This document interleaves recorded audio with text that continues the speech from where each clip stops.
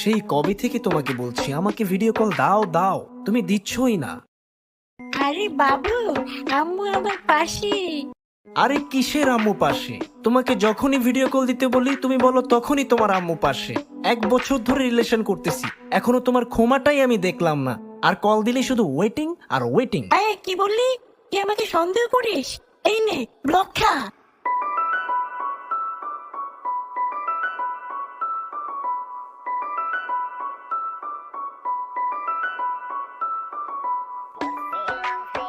আরে reply this না চট করে, রিপ্লাই দিস না চট করে, যদি ফেক আইডি নক করে।